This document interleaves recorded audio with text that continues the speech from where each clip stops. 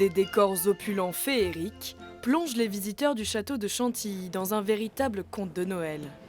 La pièce maîtresse, cette table princière imaginée par la décoratrice Cordelia de Castellane, émerveillement garanti, chaque détail est un rappel historique de ce que l'on pouvait trouver lors des fêtes organisées par le duc d'Aumale, dernier propriétaire du domaine.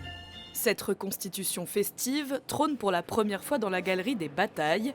Plus connue des visiteurs, c'est la galerie des Serres, qui faisait office de salle à manger pour les grandes réceptions.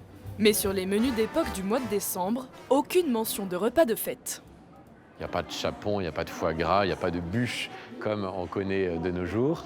C'était plutôt des repas assez fastueux, assez riches, mais qui ressemblaient un peu aussi aux autres repas de l'année. C'était plutôt des gibiers de saison, des plats de saison. Évidemment, on montre la gastronomie, mais c'est une façon aussi d'entretenir des invités, d'entretenir des relations artistiques, militaires, politiques.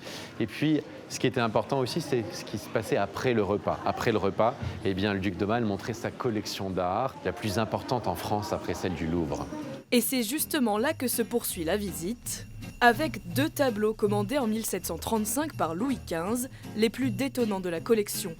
À droite, le déjeuner de jambon de Nicolas Lancret, à gauche, le célèbre déjeuner d'huîtres de Jean-François de Troyes.